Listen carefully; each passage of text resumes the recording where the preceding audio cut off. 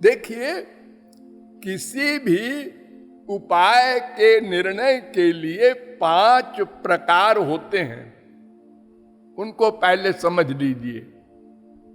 Number 1, उस उपाय से लक्ष्य की प्राप्ति हो जाए, पहली शर्त। कर्म हो, ज्ञान हो, योग हो, तपस्या हो, कोई भी साधन हो, उससे लक्ष्य की प्राप्ति हो जाए।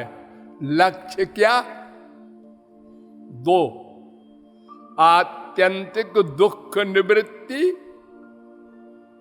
और अनंत दिव्य अनिर्वचनीय अपरिमेय अपौरुषेय परमानंद प्राप्ति। यही तो लक्ष्य है ना हमारे।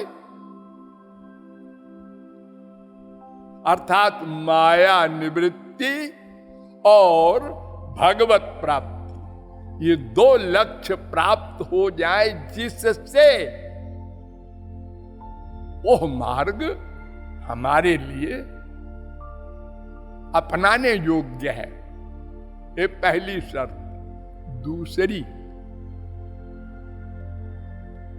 जिसके बिना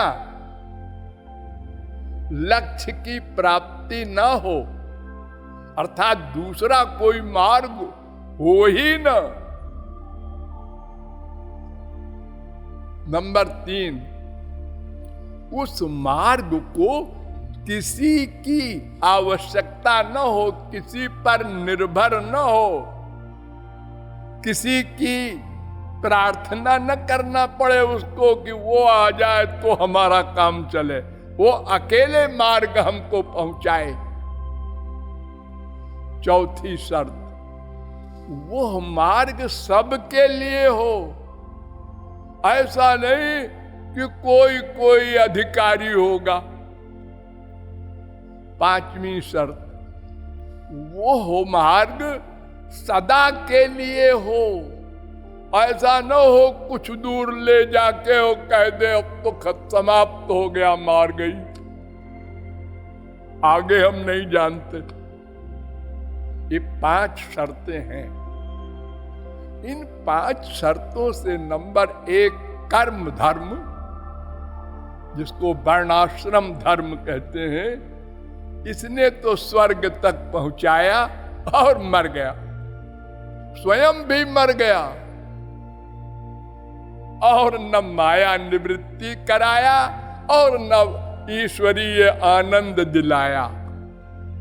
इसलिए हमने उसको त्याग दिया।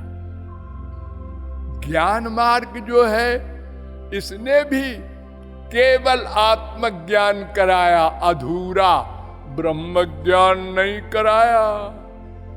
इसलिए न माया निवृत्ति हुई और न कृष्णानंद, रामानंद, प्रेमानंद, भगवदानंद मिला। इसलिए इसको भी हमने त्याग दिया। अब तीसरा है भक्ति मार्ग। इसके विषय में विचार करना है। वेद कहता है,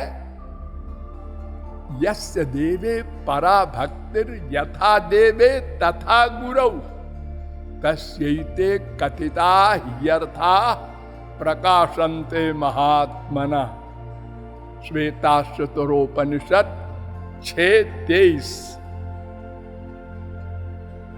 बड़ा इंपॉर्टेंट मंत्र। जैसी भक्ति आपकी भगवान में हो, पराभक्ति, वैसी ही गुरु में हो,